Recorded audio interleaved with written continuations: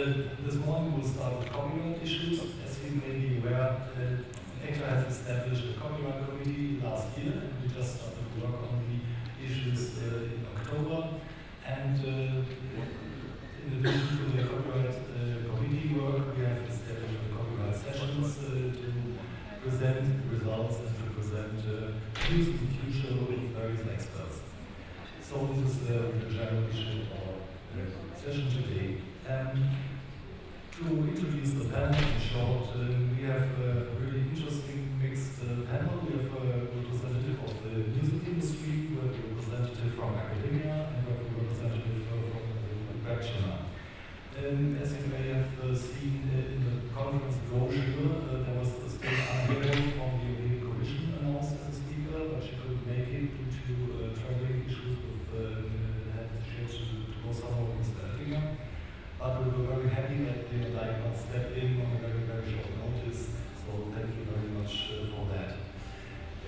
I will just briefly introduce the speakers at the beginning of their presentations, and then you will see here the presentations, and we will wait until the end of the session to have a question and answers section. So please keep your questions in mind for each of the presentations, and we'll get back to that at the end of the session. So, for the first presentation, I would like to introduce Florian Dülke. It's quite a good friend of mine. He's from Berlin, from the music industry. He has a long and strong history in IP and copyright law. He's a lawyer with German and French law degree. He has studied in Berlin and Toulon. He's a legal counsel. He has been a legal counsel at the German division of the International Federation of the Phonographic Industry, IFPI. And since 2010, he's the managing director of the German Association of the Music Industry, representing the political and legal interests of the record companies. So very happy to have Florian on board for our copyright session, and the floor is yours.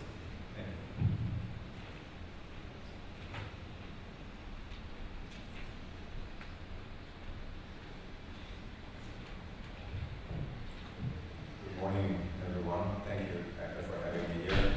Thank you for being here so early. Maybe the only excuse not being here is to watch CNN and to watch what's going on in Great Britain and around Europe, which is a terrifying day. Talking about copyright today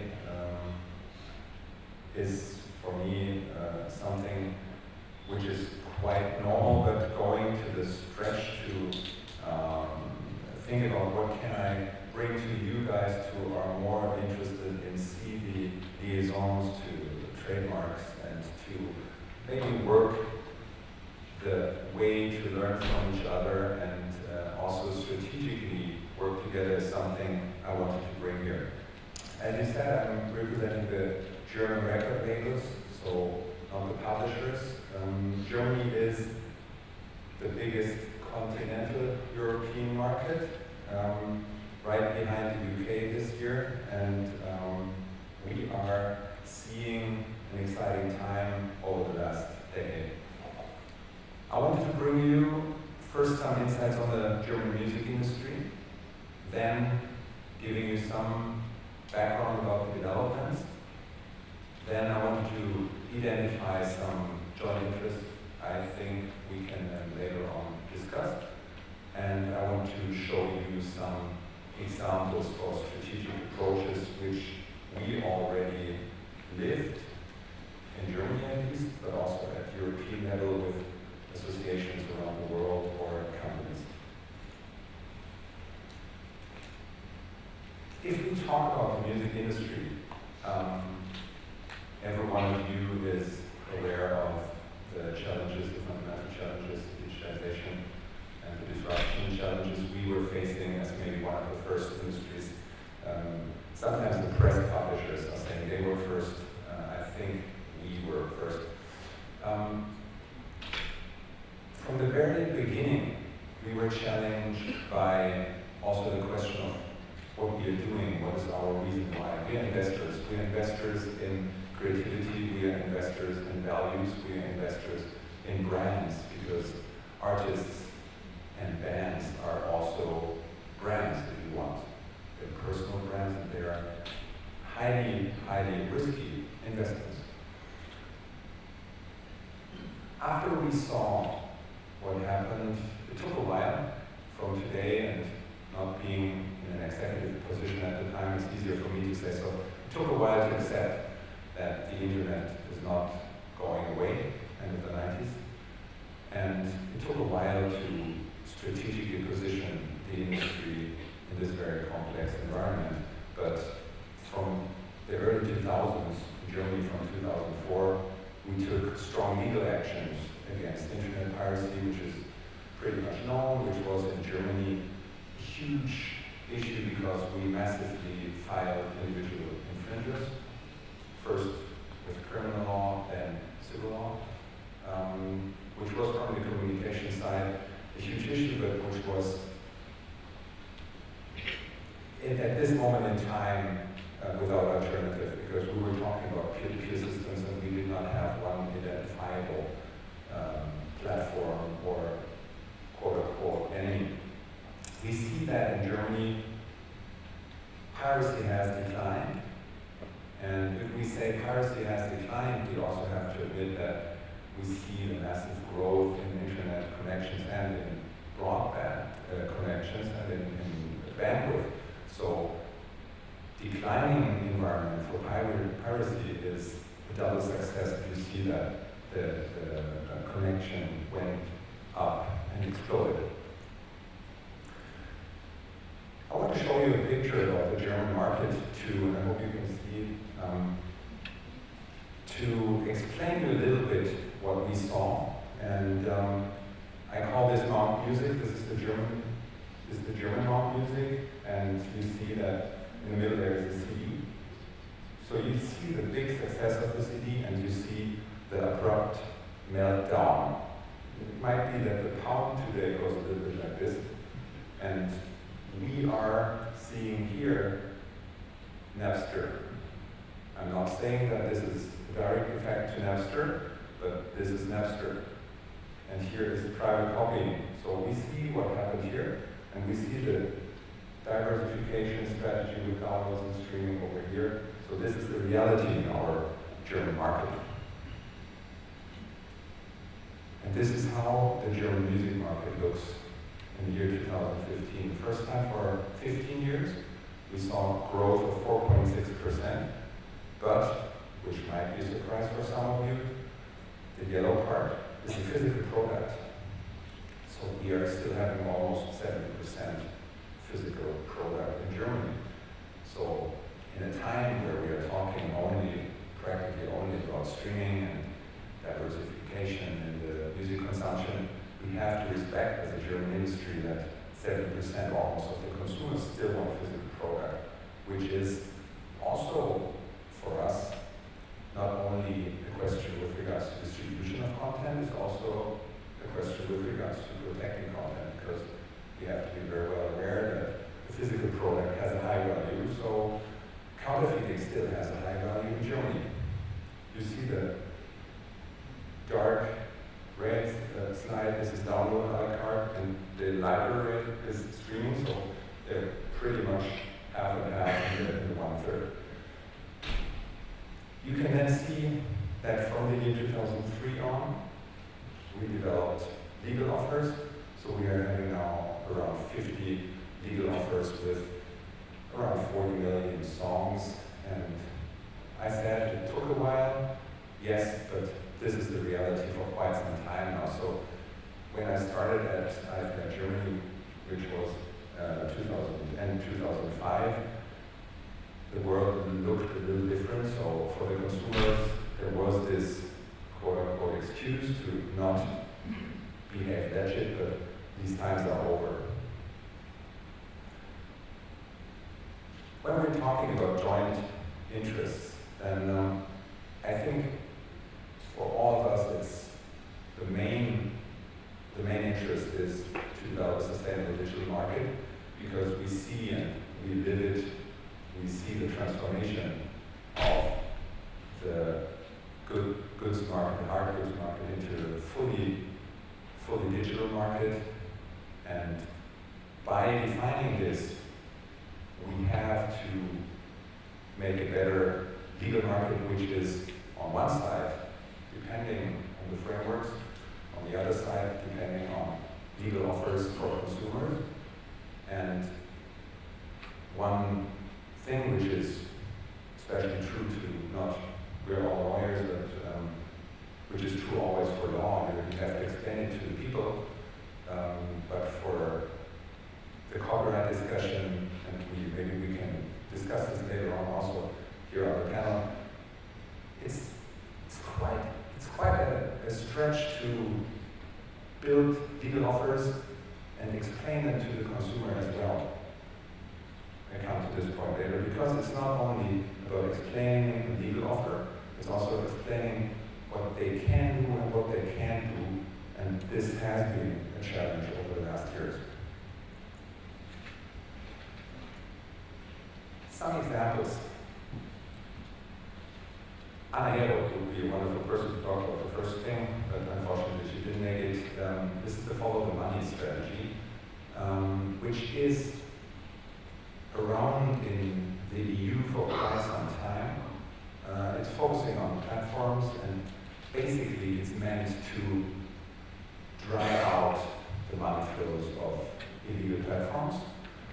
And this is oftentimes discussed under the question of cooperation with platforms, cooperations with marketeers, cooperations with credit card holders, just to make sure that at the end the money is gone and the offer disappears, the illegal offer.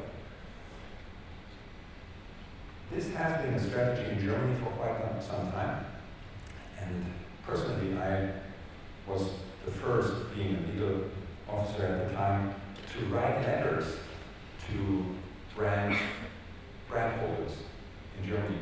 So whenever I found a brand advertising on an illegal platform, I took a screenshot and I sent it directly to the CEO, which was at the time something where you send letters to Deutsche Post, Deutsche Telekom, car manufacturers, big brands, because they were not, supposedly they were not aware where they placed their ads. So what we did at the time, we thought about that these brand owners have, that's what we're talking about today, have the same interest like we. They want a legal market and they have no interest in supporting the illegal market. And of course, they don't have an interest to have their brands placed on some rock websites or porn websites or whatever. So we tried to educate them. We had meetings, we had oftentimes technical discussions about what can we know, what can't we know, how do we have to brief our agencies, because loads of the discussions or loads of the placements are dealt by agencies. And when I scaled the letters, I was aware that I can't handle it anymore, and I gave it to a law firm. They sent out hundreds of letters, they escalated it, sometimes close to lawsuits. And we created a momentum where we then were contacted by the Central Organization of Advertisers in Germany. So we said that we want to have a code of conduct. That was pretty much the same time where we also met with European Commission, where we met with other countries where they had similar issues. And if we talk about self-regulation or voluntary agreements, then the soft law discussion is very painful, because you end at the smallest common denominator, and most of the time this brings you in no man's land. But we discussed it, we defined a code of conduct, and we were pretty sure that we can make it, because we had everyone. We had the tech associations, so we even had people which are normally on the other side. We even had not big support, but quite some understanding from the consumer protection agencies. So we thought we can end up in a better environment. Full stop. There was a roadblock, and in Germany, we notified the whole thing to the cartel office, and the German cartel office said, "No, we don't want you to do that." We have a back to the European discussion, we see that the follow the money strategy is something which is pushed on the political agenda very high. But in Germany we live that we come to a concrete roadblock, which is cartel law. And for us, after all those years, it was a pretty painful situation, and we're still in negotiations with the Ministry of Economy. We're still also in discussions with the Commission how to solve this, because it seems like if we can only end up to some very, very broad understanding about the legal market and that no one wants to hurt anyone, this will not help us, and this will not help the brand owners, this will not have any impact on brands. This will be just something where we have a declaration which might politically be useful for some politicians. Pretty much at the same time, we, in Germany, we started 2007, 2008, we started our proceedings with regards to notice and takedown. And placed one ECJ and one FCJ judgments because the first one we know very well, and the second one was, for us, it was a case we did against RapidShare platform hosting illegal content. So we started to notify them, placed a notice, and want them to take down. We had some success, quite some success, because in effect the German decision was saying that they basically have also to monitor some websites which are leading the user to RapidShare. So for us it was a big step to establish notice and take down with this, what I call notice and stay down obligation, which means that once you find something, it should never come back up. The discussion you might also know, but you place it, most of the time I discuss it with the German Brand Association. It is placed in the area of eBay, it is placed in the area of physical goods, and this is slightly different, the discussion, but it's leading in the same way. One thing, I mean, we're talking about enforcement and we're talking about Europe, and one thing where we have to learn from each other is the cross-border enforcement, and that's something where we point out at European level, where we point out in Germany with our very effective legal system, that it's without excuse that in our days you have whatever hurdles to have a very fast enforcement possibility, because we see that some of our infringers have a very difficult structure with regards to being registered in the Seychelles or wherever. So at least what we have to do is we have to, once we have someone which we can and who we can identify, then we have to be fast and expedited in judgment. If we're then coming to what we learned from, let's say, the last 10 years, then I think we enter a discussion, and this discussion comes also from the RapidShare and the host provider environment, where we have to define, and I think we can do this together, a duty of care for intermediaries. Because what we see, and what we saw from the very beginning, is that the loopholes in law are oftentimes not the problem of material copyright law, and I guess not for material trademark law. It is a question of liability, and it's a question of, are we in the year 2016 honest with regards to the role the players in the internet have? And if we talk about players, then of course we have to differentiate between the access providers, the host providers, and the content providers. But give you an example. Maybe you've seen that over the last couple of weeks, some international artists spoke out about the role of YouTube. Mostly Americans, it was about the safe harbor, about the American safe harbor regulation, about the European safe harbor regulation based in the e-commerce directive.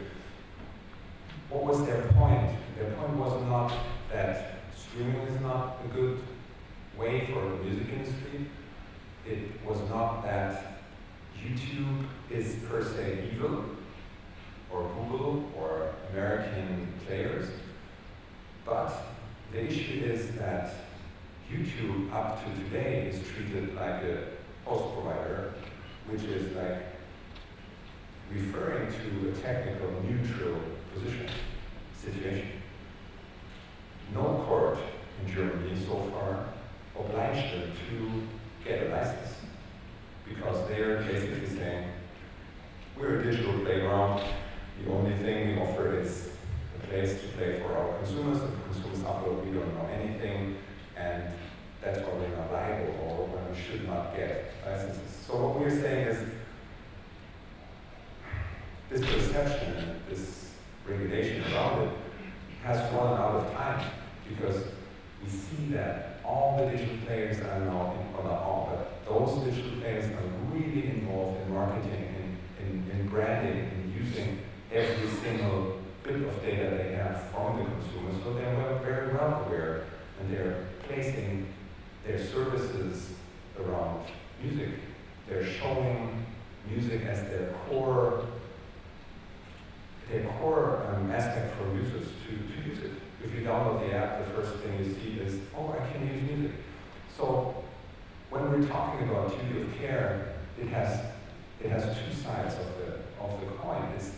One side is what I talked about was the notice and stay on obligation. So if you're notified, you have to make sure that the content is not uploaded again. And the other thing is that when you're not mere conduit, the technical neutral, the passive player in the internet, then you have an obligation to license. And you're obliged to negotiate on a table without telling the other side, we're not obliged to do anything. We can pay you a lump sum and everything is fine. So this is something where we're deeply concerned about because the market distortion we're living in with regards to piracy, with regards to laws which are washed out over the last years. We will talk about exceptions later on. So we're deeply concerned that this market distortion will damage the established legal players. So if we're saying Spotify has to, or these are European players, by the way, they're not American. So if we are saying you have to get a license, you have to pay your fair share to labels and their partners, then we have a problem, and we have to talk, and that's what we are bringing to the European level at the moment. That's what we're discussing with our allies. That's what we see comes also from the US, and I'm sure that this will play a major role for the copyright changes ahead. And I think also that there's, from the technical perspective, from the discussions about how to enforce in an up-to-date way your rights, there's a lot where we can learn from each other, and that's the point where we can also then talk about a level playing field. Level playing field is a big word, but if you're going to business, which is a licensing business, and in the digital world, everything is a licensing business, you cannot look away from that. And then if you see that the aggregation of market power is now, let's say, tougher than it was 10 years ago, we have to be sure that this is secure. So that's, for me, the main issues. And one last thing is that we cannot do this without the consumer. We cannot do this without making people aware of what they can do, what they can't do. This is true for a lot of things. In Germany, we see, in Europe as well, that it came from Germany, that the issue of hate speech brought a lot of crosswinds in the discussion. And this is something we introduced. It's a seal of approval on legal offers. It's a very important piece of orientation for the consumers. And I think in doing so, we can then also discuss with the net society, which is oftentimes seen as the other side of the sea, about the future definition of rights, and about the way we can altogether also with you guys make it a better digital marketplace. And I'm happy to discuss this later on with you and to hear now about the fair use section.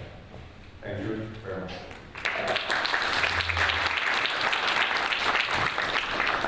Yes, thank you very much for that great presentation.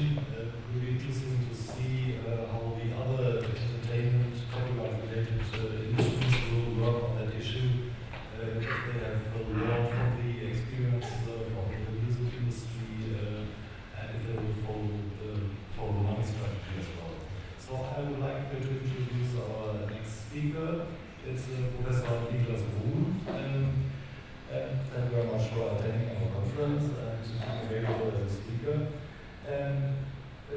Professor Bruhn is a professor of IP law at the Handelshögskolan Economics in Finland, in Helsinki. He's as well the director of the IPR University Center. It's a research corporation from 6 universities. And he's been specialized in patent and copyright law matters with 20 years experience in teaching and research. And I'm very happy to have him on board, and the floor is yours.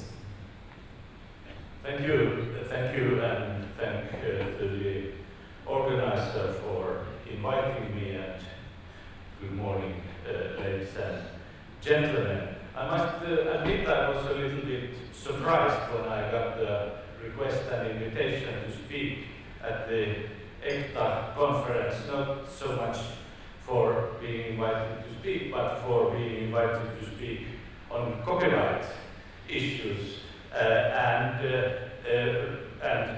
really speaking about exceptions and fair use in copyright, which is a real hot copyright topic, and the direct links to trademark issues and branding are not so evident. But when I started to think about these issues, I really came to the conclusion that actually today the digital markets are actually structured very much by copyright. So if you want to act in these markets, and also if you are focusing on branding, you actually have to somehow also deal with copyright issues. I think there is a kind of convergence, and therefore I also think this topic is actually shows that ECTA is up to date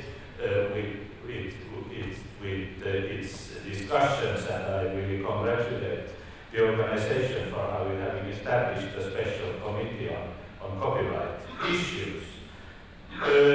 So this, since I also think that there will be life after Brexit, I think we can discuss this topic. This morning there is really, this is a topic where we can find, I think, some rough crosswinds blowing in different areas. Actually, I think we can say that exceptions and limitations and fair use, we can, I think, find many kind of different debates going on in parallel on this issue if we look around globally. And for instance, in the WIPO, there has been a long ongoing debate and requests for new instruments introducing mandatory or more or less mandatory separate instruments defining and regulating exceptions and limitations to copyright law. As we know, mainly the Berne Convention is setting up options for member states to introduce some exceptions and limitations in different spheres. There are only very few mandatory articles on this issue. And the WIPO debate actually has resulted in a special new instrument that was adopted in 2013, the Marrakesh Treaty on facilitating access to works by visually impaired people and people with print disabilities. So we see some results of these efforts, and there is an ongoing debate, for instance, on exceptions for libraries and these kind of institutions. So this is kind of one agenda when we look at exceptions, limitations. The second debate we have in relation to the TRIPS agreement, where we of course have an article on the 3 steps test, which put up some general limitations on how you can, what kind of exceptions and limitations you can introduce in the copyright field, and where we also have some panel cases, but I will not go further into to this TRIPS discussion at this stage, but that is one arena for these debates. Then we have in the European Union, we have had quite an extensive discussion around the InfoSoc, Copyright in the Information Society Directive, where there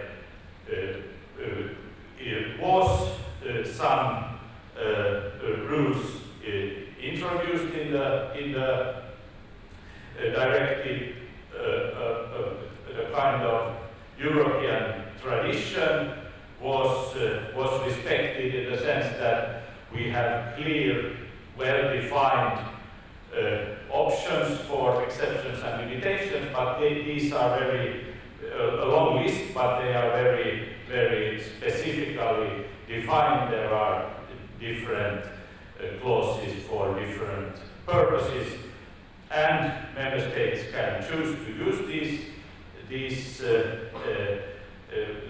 exceptions on national level. Then there is, in addition, the 3-step test language introduced as a general limitation in the directive. Again, in the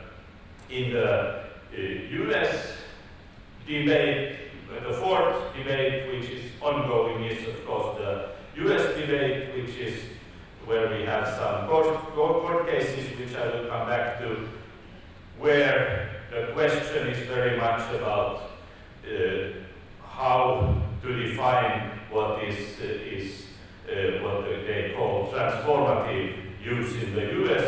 Transformative use being a kind of situation where the creator creates something new based on something on earlier protected works. A parody is an example of transformative use, and the big debate is about how to draw the line between what is transformative use and what is, which they call derivative use, where you actually, typical example would be that you make a theater play out of a book, or you translate something where you actually base yourself on the main work, and then you of course have to have the permission from the original author, and this is a clear case. If we come back shortly to the EU situation and the 3-step test, I just want to remind those who are not so into this that the 3-step test, in a sense, put up the framework for exceptions and limitations, and it states that exceptions and limitation can only be, should be limited to be applied in certain special cases which do not conflict with the normal exploitation of the work or other subject matter and do not unreasonably prejudice the legitimate interests of the right holder. So this is what is both in the TRIPS and in the InfoSoc directive, and which puts up a general kind of frame for what we discuss when we discuss limitations and exceptions. We can of course ask generally, why do we need exceptions in copyright? Why is copyright so full of discussions on limitations and exceptions, which is in other fields of IP is not such a big issue. There are some exceptions, but they are easier to deal with. And of course, we have different specially defined purposes where we traditionally have had agreement that we need exceptions, we need for quotations, for private use, for education, and so on. But of course, what is, I think, important to note in this digital environment, that there is a need to leave room for the purpose of supporting further acts of creation, to allow authors to build on pre-existing works when they are creating something new, and to allow the use of protected material when establishing new works. It's more complicated to define, in a sense, prior art, at least in principle in the copyright field, than it might be in for instance, patent law. The US solution to this problem has been this fair use doctrine, which was actually integrated into US legislation in 1976. And the US Copyright Act, Section 107, defines the factors that should be considered when regard whether an exception, whether use could be fair, and therefore limiting the copyright owner's legal position. And there are in the legislation, which clearly has not the purpose of solving the issue, but giving guidelines for how to evaluate it, has the four factors are the first one, the purpose and character of the use, including whether such use is of a commercial nature or is for non-profit educational purposes. Then we have the first one. Then the nature of the copyrighted work, the amount and substantiality of the portion used in relation to the copyrighted work as a whole, and the effect of the use upon the potential market for or value of the copyrighted work. So these four factors has been introduced by law, and we have some interesting court practice on this, on what is transformative use, which is then accepted, where the big question is, or the requirement is, that the new work should add something new to the old one in order to be fair. The by far most spectacular case which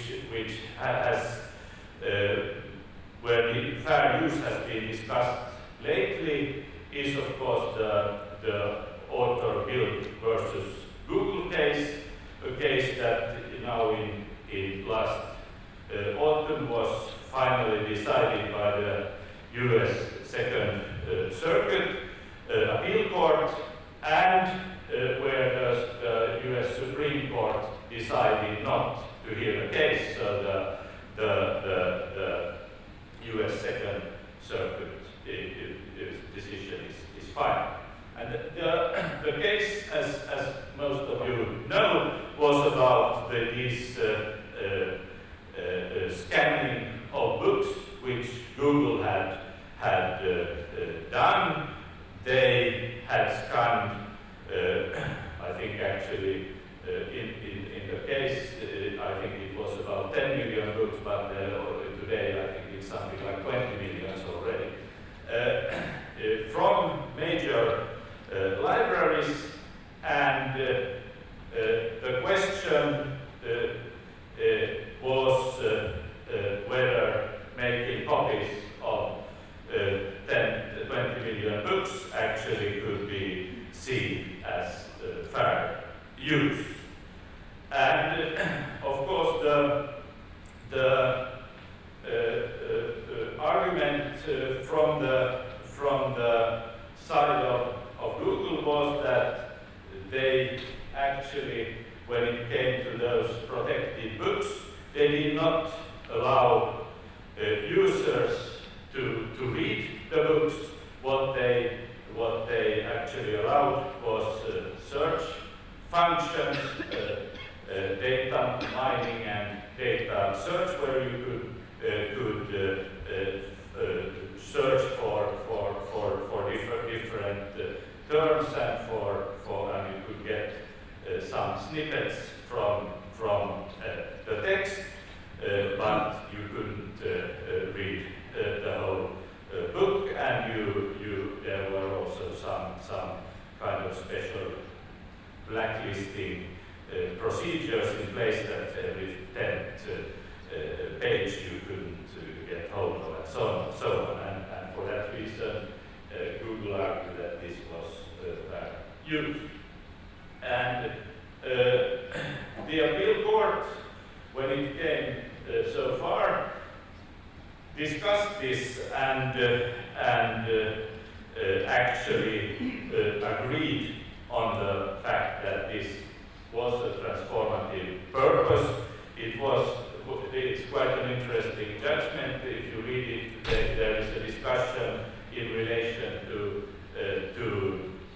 the 4 criteria, fair use criteria in the legislation. For instance, the court says that agrees with the plaintiff that there is a commercial interest behind this. Google said that this is not a commercial business for them, it's something else.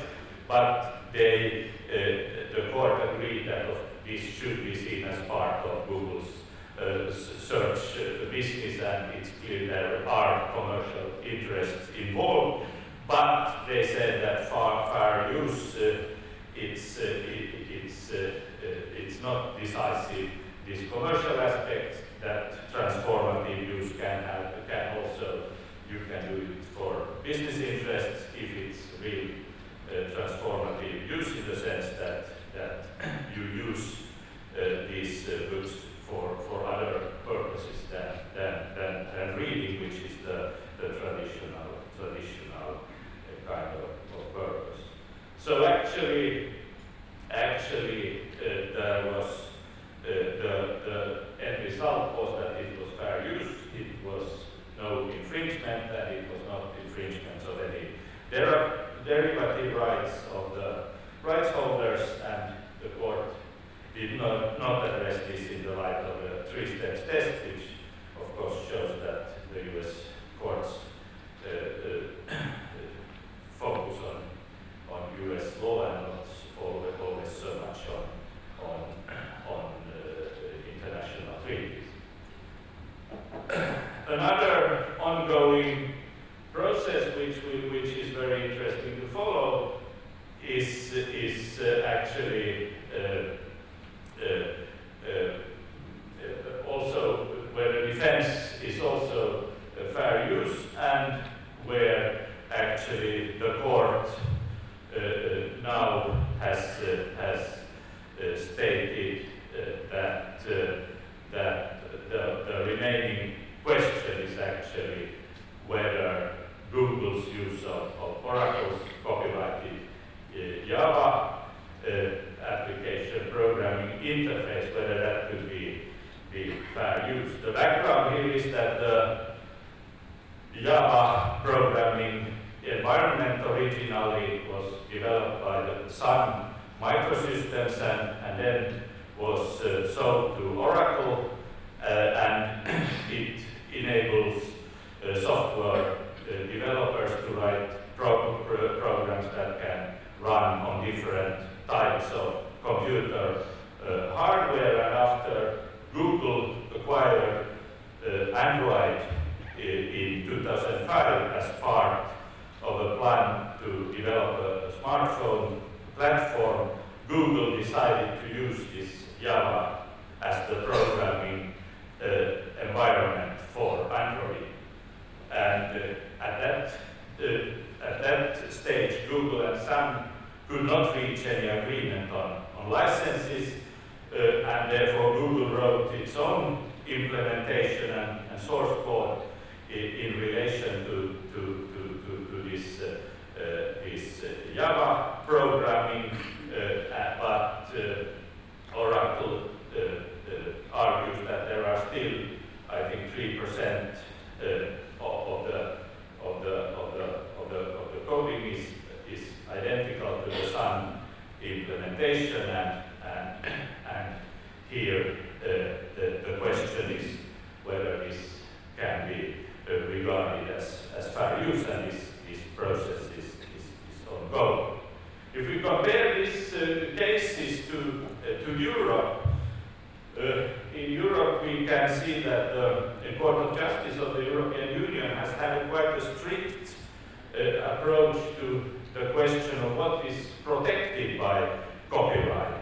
It's not, you don't need any very sophisticated works. We can see that in the Infoback case already some years ago, the court said that a protected work if you capture 11 words from a text, that can already be a protected work. So you don't have to have very extensive works in order to get protection. But then, of course, in the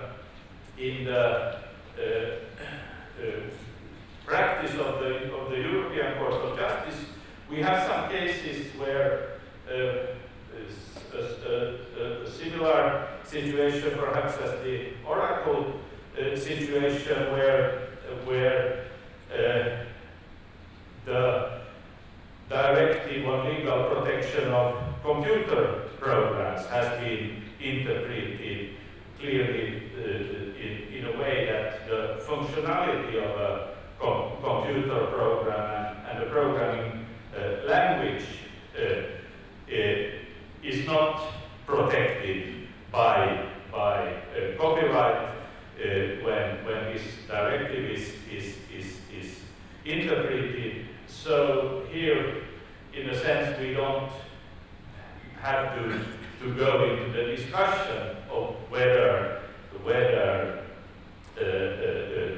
there is an exception, because there is no copyright at all. And a little bit the same approach the Court of Justice has taken to linking, because in the case of Svensson, which has been quite largely discussed and also criticized by the copyright community, the court came to the conclusion that linking is not an act of communication to the public under the Infosoc directive.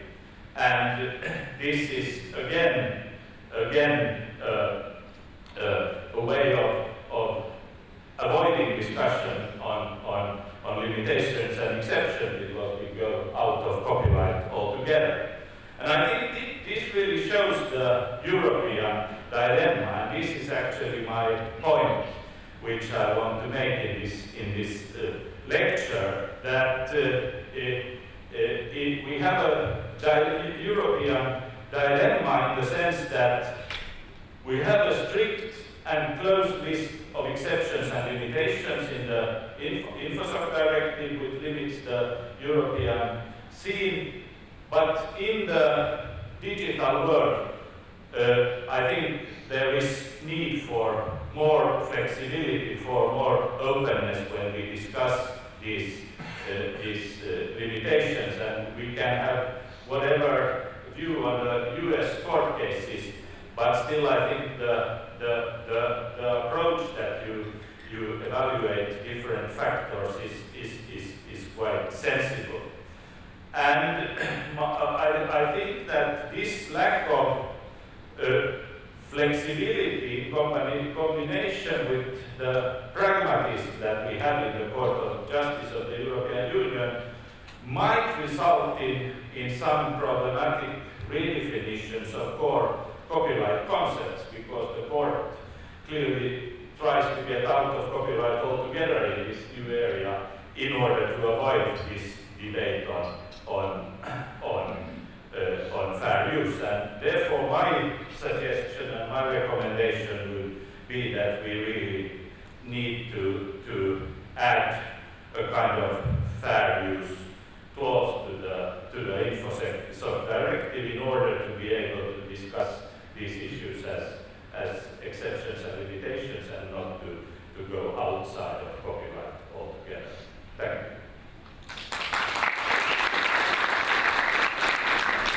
Thank you very much, Professor Moon, for showing us that we have another European dilemma right now in copyright. As I would like to come to our third presentation. As I told you in the beginning, Mrs. Anna Herold from the European Commission had to cancel her attendance at the conference, and we're really very thankful that Leon Dijkman stepped in. Leon is an attorney at law from Amsterdam, working in a well-known IP and patent law firm. He has had many publications on European copyright law and on Russian patent law, so he's fluent in Russian Polish language as well. And he has studied Utrecht, he is an LLM from University of California in Berkeley. So I'm really looking forward to seeing the presentation, and the floor is yours.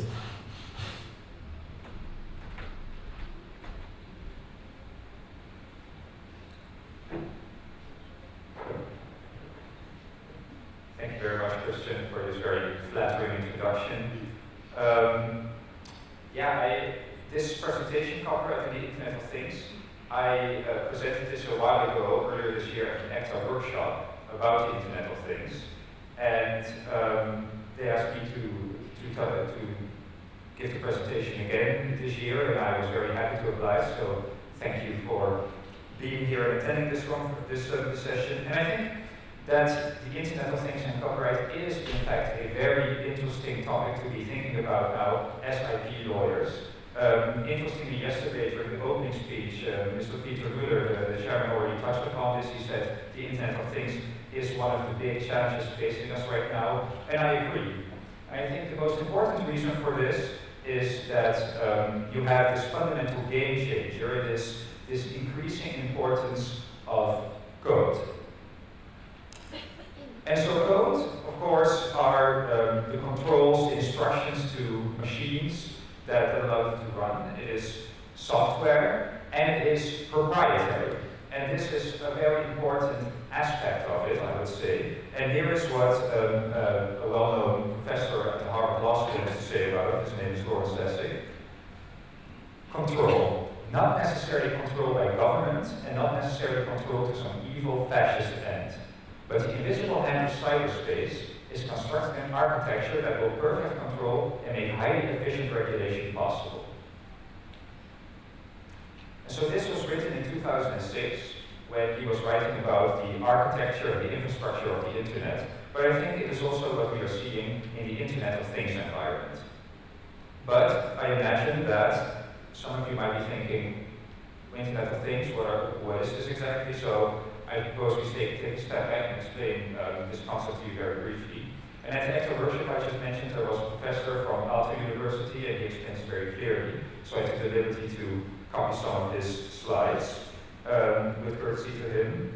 So what he explained to us then was, okay, so you have, of course, in the what we now know as the Stone Age of the industrial era, Industry 1.0, the steam engine, beginning of the 18th century. And then the next step came about 150 years later, when you got mass production of consumer goods. You get the Ford factories, conveyor belts, mass production. Then, somewhere in the 20th century, you get software, electronics, consumer household electronics. And all of these things had big changes associated with them. They, there were, like, let's say, labor issues, there were all kinds of other societal issues that this caused. And now, in the 21st century, it is no different with Industry 4.0, which is the internet of people, things, and services. It means basically that everywhere we are, in everything we do, we are part of this network that connects all these three factors in modern society. And there's a lot of implications to this. For instance, you can think of, let's say, data privacy. You can think of the importance of trust in this economy. Mr. Van Wezenmaal yesterday in the first session touched about this. I thought it was very interesting. You can think about implications for commerce, and all these things are related to this. But what I'm talking about here today is the phenomenon that you see that to an increasing extent, objects are in independent communication with each other. So to give you an example, it used to be the case maybe that you're driving home and you're almost there, you pick up the phone and you're like, honey, I'm home, almost. Well, now you don't have to anymore, almost. Now you can have a car that sends a signal to your house, which will automatically turn on the lights, it will turn on the heater, it will print out maybe a list of interesting TV programs based on your preferences that you might want to see that evening. It will order certain staples that are running out automatically and they will be delivered to you by drone. In other words, no husband necessarily anymore, everything runs itself. And so, to make this a little bit more concrete, let's look at the level of the object itself. So let's start principally with hardware, with an object that basically fulfills its function by virtue of qualities inherent in the object itself. I took an example here. I'm sure you are all old enough to recognize this. I'm not sure if our children still will, but this, of course, is a telephone. And this old-fashioned telephone, it can do one thing, it can call, and the way it does it is by virtue of the wires that are in there, essentially the hardware that is already present in the object. But what we are seeing now in the 21st century is that with this object, the hardware component is becoming less and less important. It's being pushed into a corner. And what is taking its place? It is, of course, the software that is running on these objects. And this software is to an increasing extent determining the functionality of these objects. And of course, the school example of one of these objects is the modern-day phone, the smartphone, which also is a phone that allows you to make phone calls, but of course the functionality is to a very large extent determined on the software that is being run on this item. So why is this all important? This brings us back to the copyright code. And if we conclude that the functionality of objects depends to a large extent on computer code, then there are perhaps some issues lying and awaiting us, and that is because computer code is generally subject to copyright. Professor Bruce has already touched upon this. We have the software directive in Europe, which protects it by copyright in the United States. We saw the Oracle versus Google judgment. Copyright code is protected by computer code is protected by copyright. And this, I say, has some important implications that we might think about. And a lot of these things have not specifically been decided yet by courts, let alone by legislatures, but there are, let's say, 3 things that I wanted to discuss with you this morning, that I hope we can get into a discussion about later. that I think are particularly interesting in this new environment.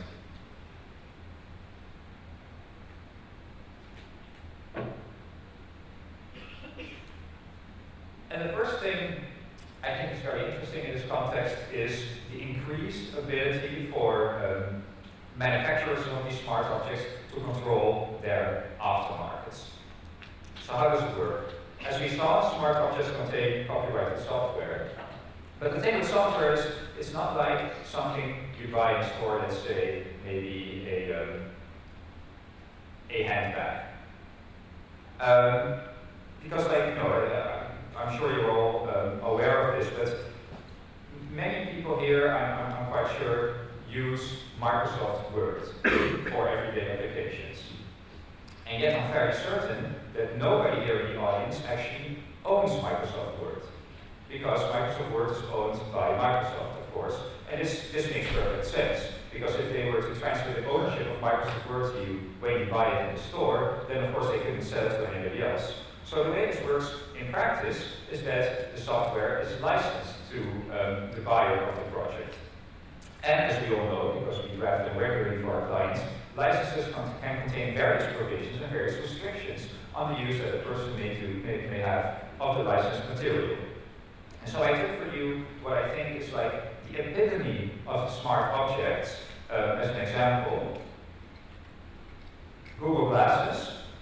A lot more smart than the glasses that I'm wearing, because on top of improving your vision, they have all kinds of functionalities. For instance, they will tell you if you have new emails, they can tell you maybe a weather forecast. They're not actually for sale at this particular moment. They were, and I think that Google is now working on a new version of them. But it doesn't matter because they were on the market for some time. And you see here, this is an object that, of course, nobody buys this for the glasses. People buy this for the functionality that the software provides. But then what happens if you look at the license that is attached to this software? It says the following. You may not commercially resell any device, but you may give the device as a gift.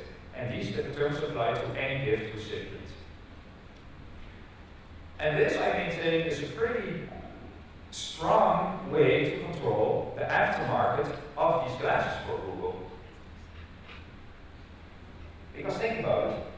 In the European Union, we have these, the freedom of movement of objects. It's a very it's a very important value, and we all know the cases of parallel import, and the handbag that I just named as an example. When you buy it, everybody knows the copyright in this handbag is exhausted, and therefore it can be freely resold to other users. And it's not the case with this particular license. Of course, it applies to the physical glasses, but nobody is interested in just the physical glasses. People are interested in the functionality. And what this says here is you cannot resell them. You cannot, for instance, parallel import them from one EU country to another, because if you do, then Google may cancel your license and may stop, remove the software perhaps from the glasses and make it so that the glasses are in effect worthless to you. So the point here is that this can seriously restrict user freedom, and I'm sure that many of you will immediately start thinking of our Savior, the Court of Justice, which of course ruled in the use of decision that in fact, when we're talking about software, there is such a thing as exhaustion. So when you buy your copy of Microsoft Word in the store, you can in fact resell it, because we should see this by analogy to exhaustion. But there are a couple of remarks to make about this decision. The first of which is that the Ninth Circuit across the ocean took a completely different approach. They said no, copyright and licenses are in fact something different than buying a handbag. So yeah, you may be held to the provisions of the license, and you may be told not to resell the software. So this is one thing I think that is important to keep in mind when you are, for instance, advising American or global clients. But even if you're just, sitting in Europe and you think, wow, I'm safe, I would say that there are some important things to keep in mind. The first one is software subscription services. Because a lot of software nowadays, for instance, the cloud software that we run at my firm, it's not just something you go and you buy one CD in a store and then you can use it forever and ever, and that's all you need. No, now you pay your periodic fees, and this constantly prolongs the access that you have to the software. And the question is, what does use software do in these kinds of situations? I think it doesn't necessarily cover these kinds of situations. The second important aspect is that sometimes software is dependent on external databases, and then of course the owner of these databases, perhaps in this case Google, may block your access to these databases. So for instance, if I'm wearing my Google Glass, if I don't have a subscription with Google, I might ask them, where's the nearest Mexican restaurant? And it won't be able to tell me because it cannot access Google's database at that point. And then of course there are updates to software, which are yet another important aspect that you may be blocked from. And these updates contain, of course, new functionalities, bug improvements, etc., etc., etc. So long story short, used stuff doesn't get you home. Once you are in an environment where all these objects and their functionality are dependent on copyrighted software, that puts an enormous advantage in the hands of the owners of this copyright that is unknown here to other IP protected objects such as handbags or luxury goods, what have you. The second topic I wanted to talk to you about today is about ensuring access to proprietary networks.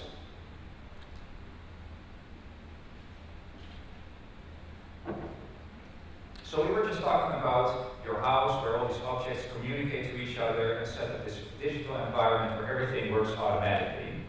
And so they do so on the basis of course, code and certain software protocols. And in order to participate in this network, access to the network is important. Access to the code and to obtain, the necessary digital information. To give one example, I have this a new stereo set at my house, and it has a cool function called DLNA. And what DLNA allows me to do is, if I have my Android run phone, I'm proud owner of a Samsung, perhaps one of the last. What it allows me to do is to stream music and other audio files directly from my phone to my audio network. To my audio network at home.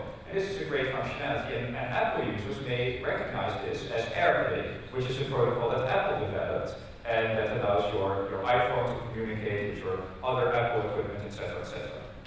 But, these devices, they cannot necessarily access each other's networks. And this is a problem, especially if you are a newcomer in this market. Let's say you are a startup developing some kind of tool for use in an Internet of Things environment.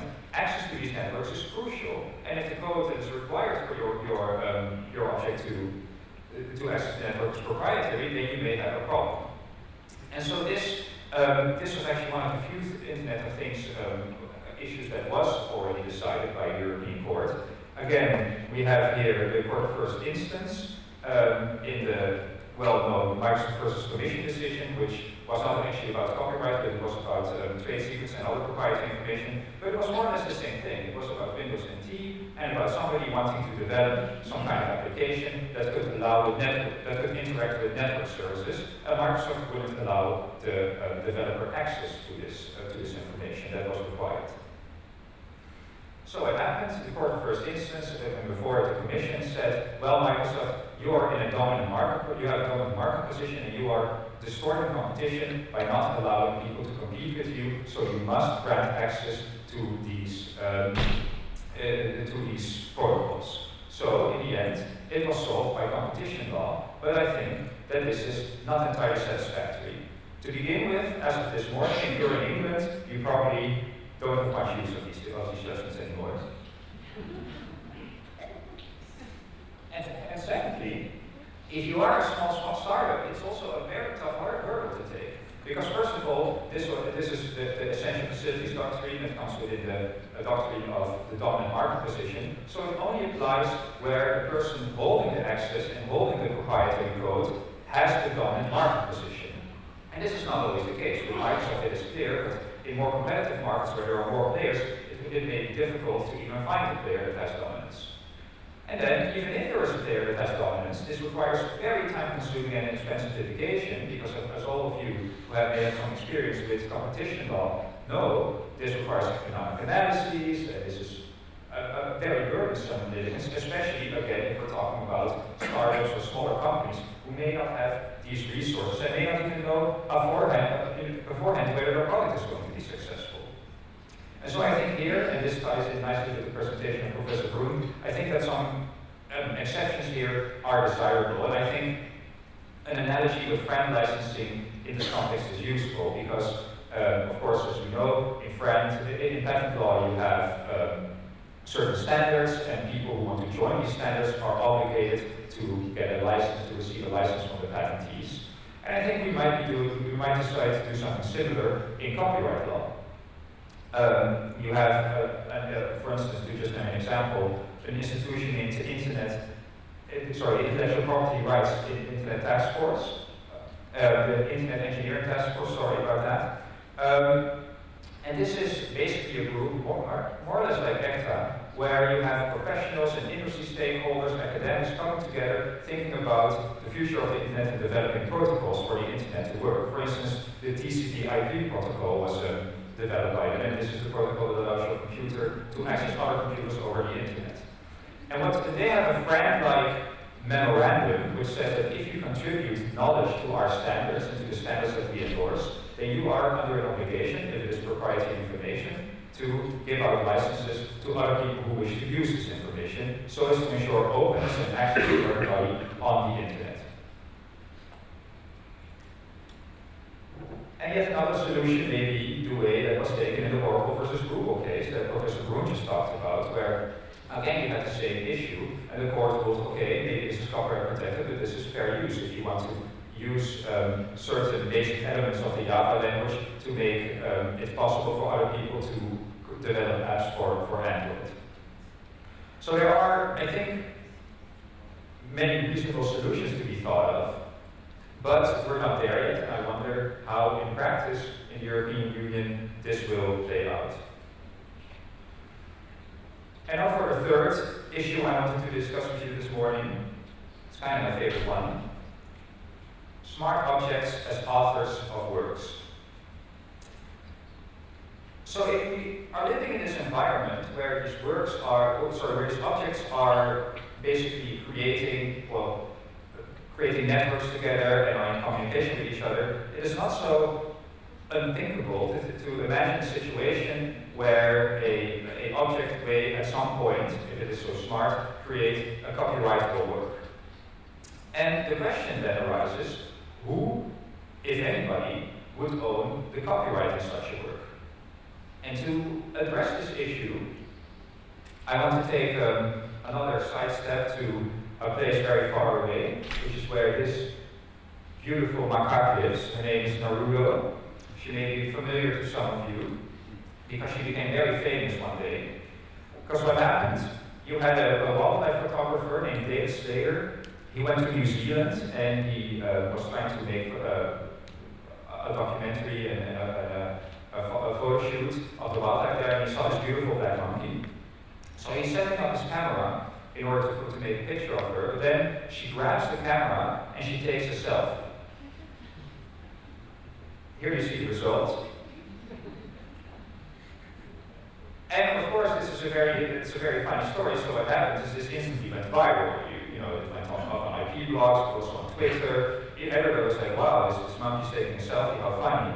And then there came an animal rights activist group, and they said, "Well, if this were a person, then clearly this wouldn't be allowed, because a person would be able to stop their picture from being spread all over the internet and going viral, and why shouldn't the monkey be able to do the same?" So they initiated litigation in California again, and this is what the judge had to say about it. To qualify as a work of authorship, a work must be created by a human being. Works that do not satisfy this requirement are not copyrightable.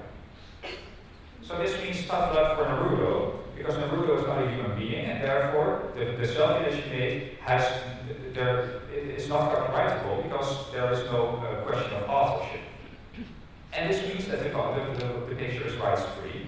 And the question then, of course, is, does this extend to machine-made creations? And I think it does, because there is this strong emphasis on a human being here. And copyright, especially in continental Europe, I think has always been inspired by these ideas of creativity and of the author as an artist. So yeah, I think that in principle this extends to machine-made inventions, and at least in the United States, I would say that the preliminary conclusion to be drawn would be that there is no copyright in machine-created creations. The same, I think, would apply in my own jurisdiction in the Netherlands. Interestingly, in the United Kingdom, or already before the year 2000, there was this provision in the Copyright Act which states that if you are the person who makes the arrangements necessary for the creation of the work to be created by a machine, then you can claim copyright in a piece of work, even if it has been made by a machine, by a smart object. So here at least we see that some solution is offered, but so as far as I'm aware, there is little case law and little guidance on this. And as we will see in a second, I have another example, which will make it clear that it also leaves a lot to the facts of the situation to see who actually owns the copyright in a work made by a machine. But I think the interim conclusion to be drawn here is that this is an unsatisfactory situation, because as we are approaching an environment, Industry 4.0, as it is referred to, where these smart objects are in communication with each other, I think we can all agree that they can make works that are traditionally at least conceived of as copyrightable works, but also as works that represent some kind of economic value, and therefore the question who owns these works becomes relevant. And I agree with two, I think, very entertaining examples in this presentation. The first one is Aron. And Aron is a painting machine that was programmed by Harold Cohen, an artist in California. And Harold Cohen basically made this machine which can spray paint on canvases and in that sense make paintings. And the only thing that Aron knows are descriptions of what reality looks like. So the artist has programmed into the computer a tree is something that grows on the ground and has leaves that is generally green and brown. You know, a person is generally a living being with 2 arms and 2 legs, etc., etc., etc. And on the basis of these instructions, the machine started making paintings, and it received feedback from the artist, and that way it sort of learned how to paint. And this, for instance, is one of the works it made. I wouldn't want to have it on my wall, but you'll have to agree it's not so bad for a machine.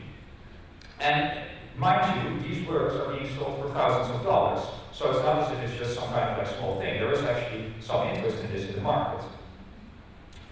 Another, perhaps even more baffling example was very recent. It is the case of the robot novelist. This happened in Japan. In Japan, there were a couple of people who programmed a computer, and they programmed it so as to write fiction. And what they did is they added words and plot lines, and they sort of like gave some instructions on what would be a key language and what generally is considered good literature. And what the robot did is it wrote a short story. And this short story, it was entered into a fiction competition. And although it didn't win, it actually made it to the finals. Of course, beforehand they didn't say it was written by a robot, but then when the jury announced its decision, everybody was like, wow, this story was actually written by a robot, and it made the finals of a fiction writing competition. So here we see 2 examples of works that I think, if they were made by humans, would clearly be copyrightable, but now, because of this human being emphasis that we see in the Naruto case, and also because of the lack of any guidance to the contrary in most jurisdictions in continental Europe that I know about, these works have no author and therefore are free to be copied. And this means that I can take the robot novelist short story, I can put my name on it, and I can put it in stores, and nobody would be able to say anything about it. So, even if you are in the UK, this may, there may be some difficulties, even if you say that there is copyright that depends on who made the arrangements. And here is an example that I thought of for you that is a little bit closer to my home. This is completely hypothetical. I just thought of this to sort of demonstrate issues where it's not just one individual machine making a work, but also machines working together in the Internet of Things and creating value because of their communication with each other. So Here is a WizKid. And this WizKid has done something very smart. He has built a greenhouse. And in the greenhouse, of course, you can grow flowers, tulips maybe. And what he did is he built this greenhouse, but it's not just any ordinary greenhouse. It is a so-called smart greenhouse, in which all the facilities sort of are in connection with each other and communicate information to each other. So on the one hand, you have solar panels providing energy and sort of giving an indication of how it's sun and from which direction it is coming, which are communicating with the sprinklers, which know when to give the plants water and what amount. And then there is, for instance, thermometers, which monitor the temperature and let the greenhouse know when it is supposed to maybe cool it a little bit or give water. In other words, the greenhouse itself figures out on the basis of user feedback how these plants can ultimately be grown. And so the WizKid is pretty proud of himself. He tries to create a greenhouse, but he is not actually interested in growing plants himself or growing flowers himself. So he decides to rent out the greenhouse to individuals who are interested.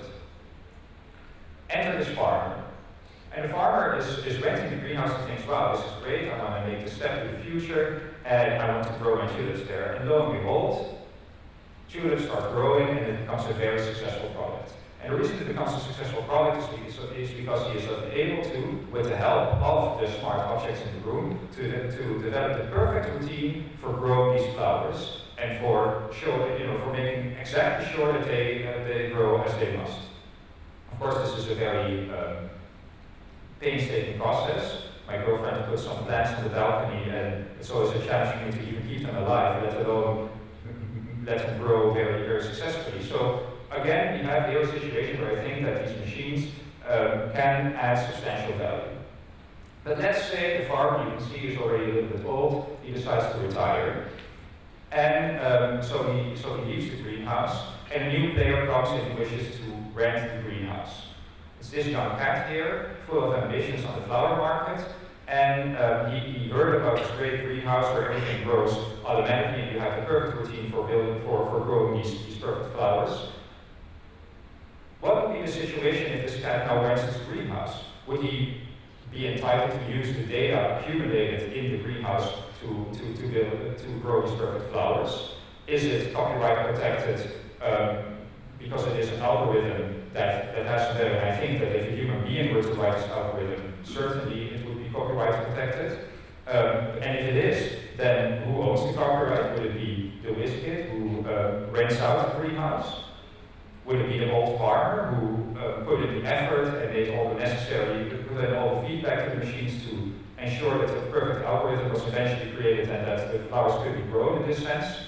Or would it be the person who wrote the algorithm that runs on the smart objects to begin with? All these three stakeholders are, I think, plausible actors, if you will, to invest this copyright in if you use a vague-sounding definition as the UK law does, where the copyright vests in the person who makes necessary arrangements. And even if you let go of it and you accept, in principle, machines can create copyright-protected works, then the question who gets to own them, I think, is a very interesting one. I think that we will see some very interesting developments about this in the future. So I thank you all for your attention, and I give the mic back to Christian for some questions to the panel.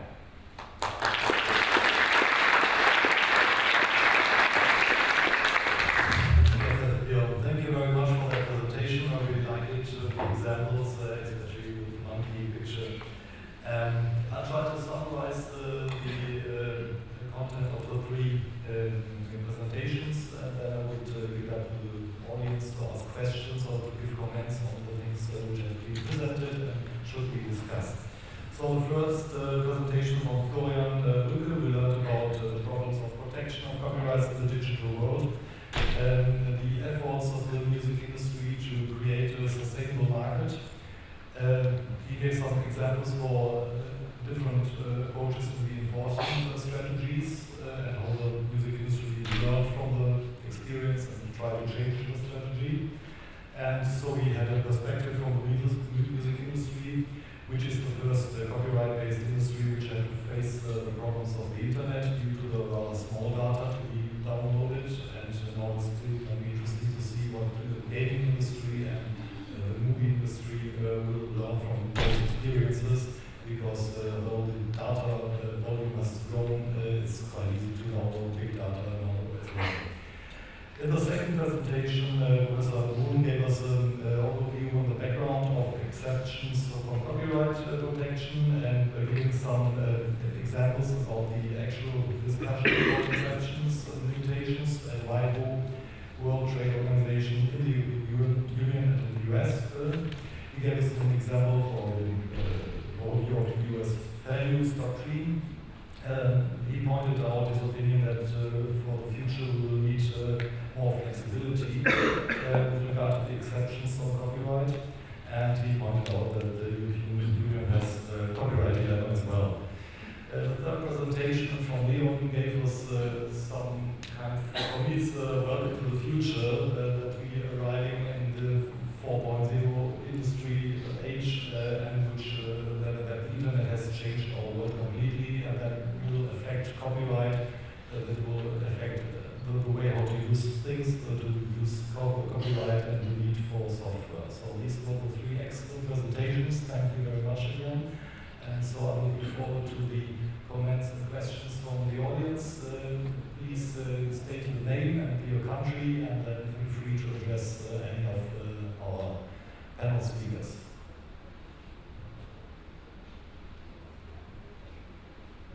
Get a microphone from the lady. Okay, thanks for the very interesting presentation, Dr. Hall. And I have a question to Leon. So concerning the, for example, the application of injunctions. In the traditional society, if, for example, the patent or copyright owner apply for an injunction to the seller of the product, then it will affect the interest of the user.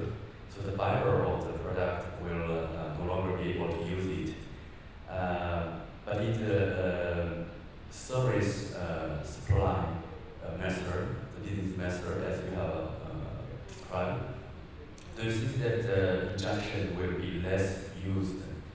For example, if it's a platform who provide a service to many consumers in the society, and if copyright owner apply for injunction, do you think the injunction should not be ordered because it affects the interest of many consumers?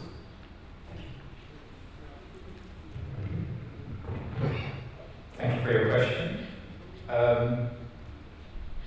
You put me kind of in a difficult situation with my conscience here, because in these kinds of situations for my clients, I always try to go after injunctions, and I think it really depends on the circumstances of the case. If this is a platform that is, let's say, flagrantly acting in violation of either the copyright or the license that was granted to this platform, then yeah, I think that an injunction should be given, because we don't have copyright for nothing, and the copyright holder, of course, has a legitimate interest in having seen this investment and is protected.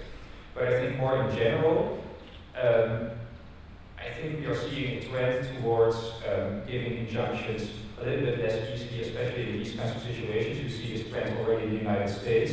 In the Netherlands, my home jurisdiction, still injunctions remain the standard, but you see, leading academics standing up and questioning this. And I think especially in a situation as you just described, that would be a perfect situation where maybe at some point we will have to say reasonable royalties is all you get, because so many people are dependent on your platform and are dependent on the services that you provide.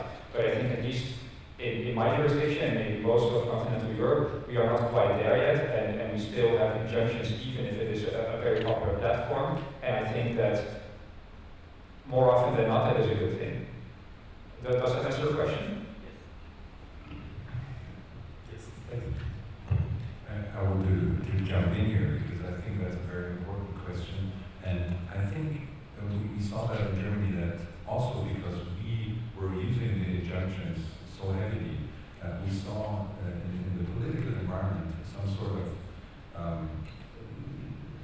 meltdown in, let's say, the perception of injunction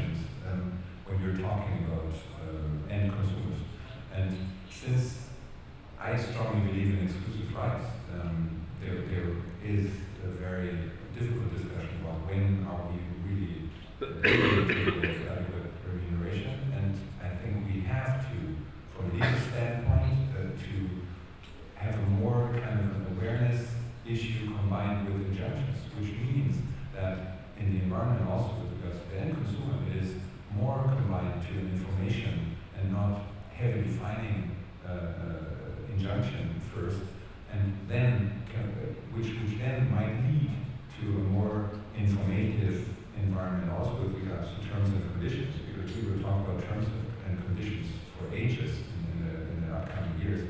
And I think last point with regards to Leon, you cited the code is law. I think this is from 2006, and I know this is quite a very important book he wrote, but I think we are entering a time where we say law is code.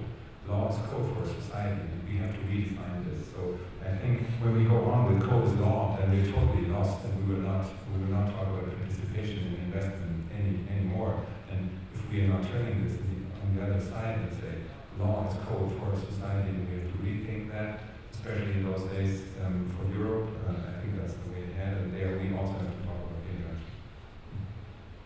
Yes, thank you for your additional comments. All other questions?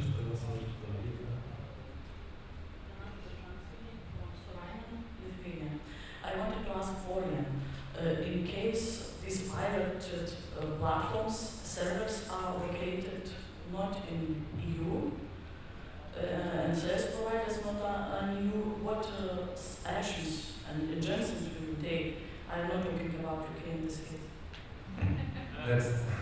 That's the part where I have to turn on my Darth Vader mask, and usually I'm grilled from the net society, but I hope you might understand. And maybe you also see some parallels. We fought the first case for website blocking in Germany up to the Federal Court of Justice. And we lost the case, but in principle, the Federal Court of Justice said that website blocking is an option, but they implemented something which I think is not consistent with European law, but with regards to political exception and the changed behavior of our society. I think this is rather the way ahead, because they implemented something by saying you first have to do everything possible to track down the infringer. So talking about Seychelles, talking about Tuvalu and other places in the world, we are not so sure what this means, because this is quite some hurdle for enforcing your rights. It might be that I will travel around the world and be in Seychelles and Tuvalu to check letterboxes also, but this can't be the way forward. So we have other options, which is website blocking. We know that the UK is pretty strong in website blocking. We know that there is a huge debate about whether or not this is damaging the freedom in the internet.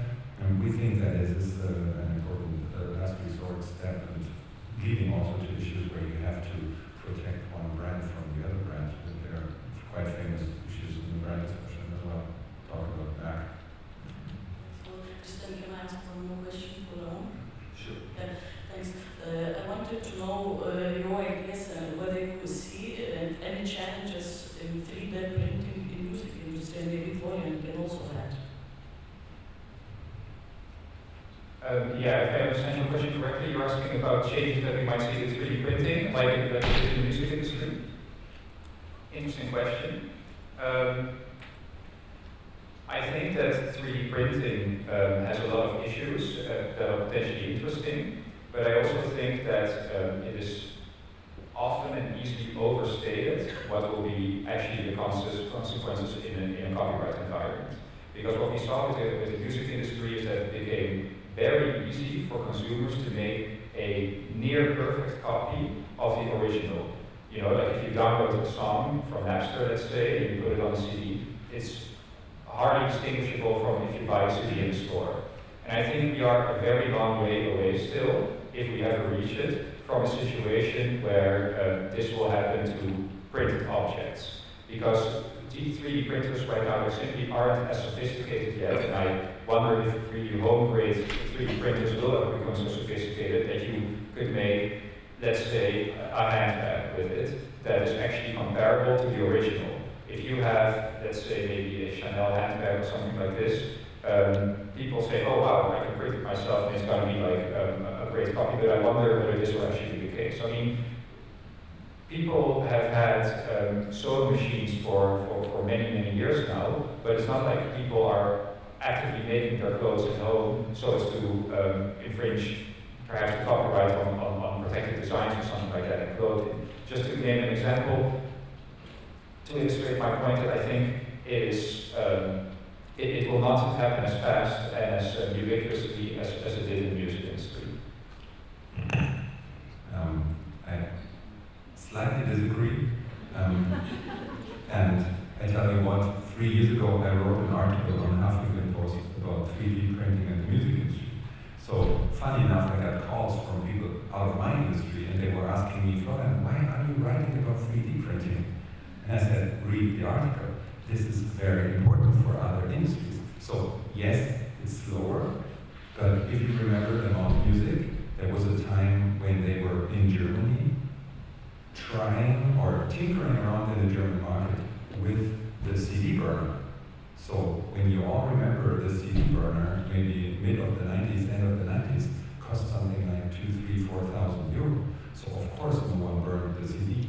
But then it went quite quick. What we see in 3D printing is that it's more becoming a B2B kind of a business and not so far the B2C. But if you think of Playmobil, of Lego, and whatever, it's something which is obvious, and then maybe you find other ways of protecting the rights, but it's a huge discussion. Thank you very much. Any other questions from the audience? Max. Could you please give the microphone to Max? Yes.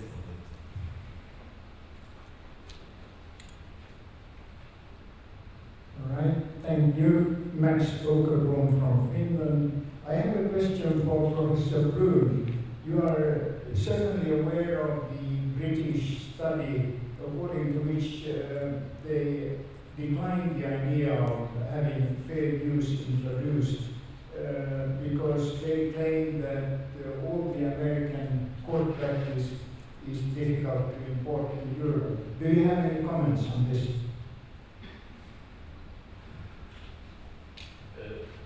I think it's, of course, it's a little bit paradoxical that the UK, which is very, very near to the US system, is saying that this is difficult. And of course, I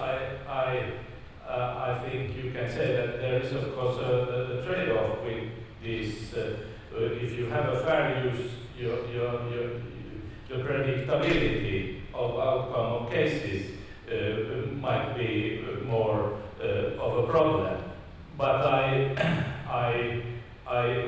don't really see that you avoid this in this new digital environment where you have new technologies and you have big difficulties in applying old exceptions and limitations which have not been really developed for these special situations, and therefore I think that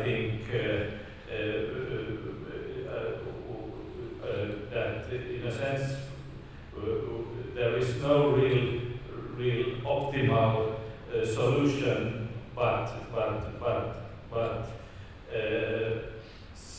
some kind of flexibility we need in the system, and we can discuss what kind of fair use rules and how should it be framed in a European context and so on. But I'm convinced that we need a kind of flexible tool for this new environment. And of course, if it makes it easier, we could perhaps call it something else than fair use, and then perhaps we could agree on it in Europe. But we still need it. Thank you. Thank you. There was the question over there. Thank you, Andy. Martin Chao from Mexico. The question is for Professor Brun. And maybe it's not an answer yet, but how do you see the evolution based on this environment about fair use for the next 30 years, 50 years? Should we measure in the same standards? What will be analyzed, or should we go to the philosophy, or where should we start? Thank you for this tricky question. I mean, how I foresee the evolution. I think what we will see of the evolution is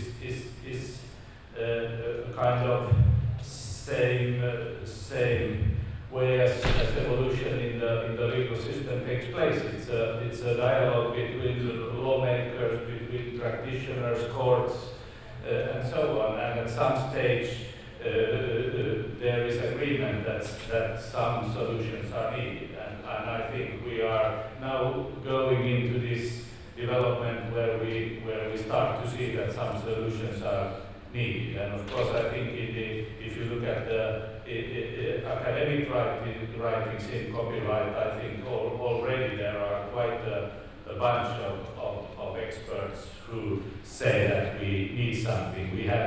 There was a copyright experts in Europe who made a proposal, the so-called Wieland report for a new legislation, and one of the proposals is some kind of fair use rule. So I'm not advocating anything completely new here. I'm more summarizing what I think is already quite accepted in the academic sphere, and I foresee that the technological development will press us in the same direction. Thank you. Any other questions?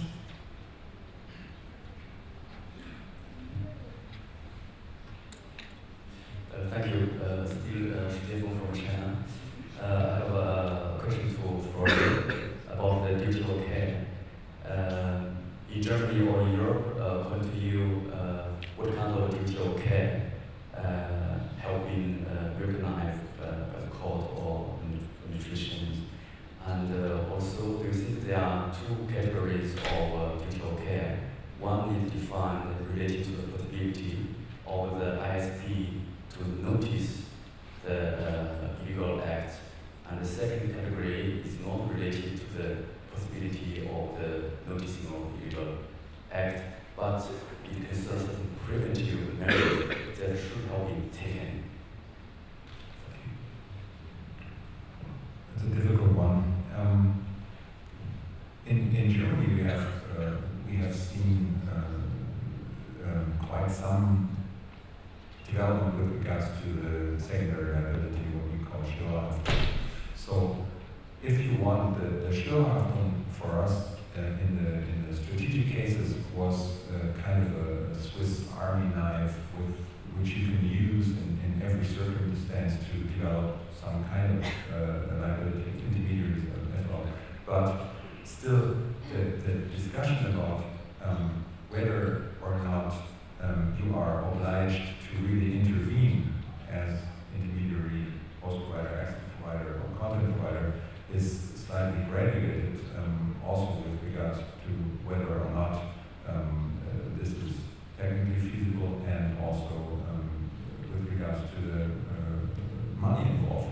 And here you go to, I think, if I understand it right, to the second part of your question is like how it's a question of adequate enforcement and adequate involvement of the intermediary.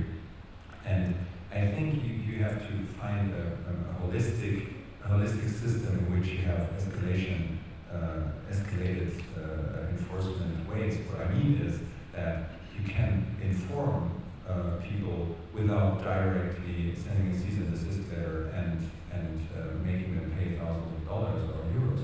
It's just that you have to have a second instance where you then either go after technical measures, such as website blocking or throttling or something like that, which is in a digital discussion heavily discussed. Or you go with regards to legal actions, but then you need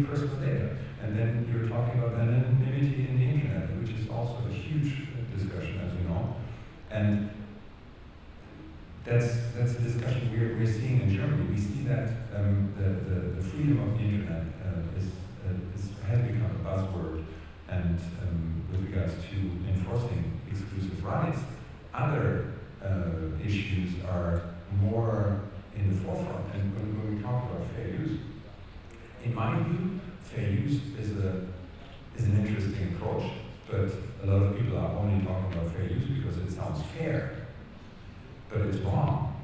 It's just not right. I mean, this will lead to endless litigation. We see that if we really we just saw a case in front of the Constitutional Court in Germany. Kraftwerk, the German band, was a sampling case, and the Constitutional Court developed some sort of fair use principle in there. But there's one mistake, and that's the basic mistake in the digital world. We are talking about damage, we are talking that someone has to prove damage, but we're not talking about participation and the upside. We're not talking about why does someone use another work? Why does someone try to bind in pre-existing works? Because he wants to have the upside. And it's not about only the commercial, non-commercial distinction and the consumer or not. The platforms, they are making it for money. And we have to define the rules make sure for the investors to participate in the upside.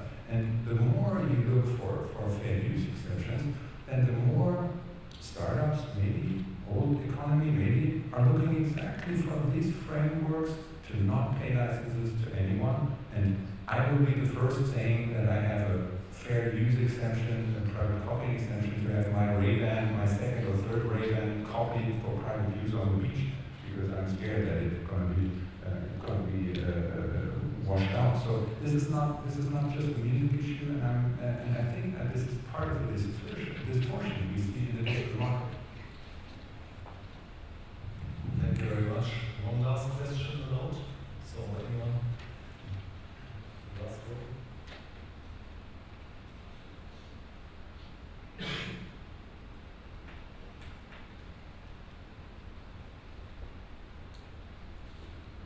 My name is Bahattin Kakasi from Turkey.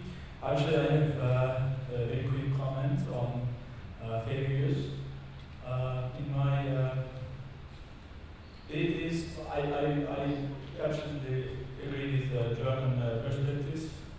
I mean, because the case in the USA about Google scan project, the decision and the behind the reason was not actually acceptable in this copyright acts, because in Turkey we have a lot of publishers. Now they are concerned when the fair use will come to Turkey, because we hear a lot of that decision in USA.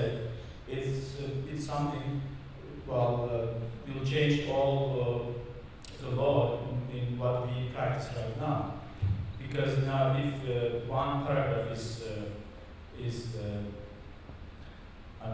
copyright and taken without permission, we sue the anyone.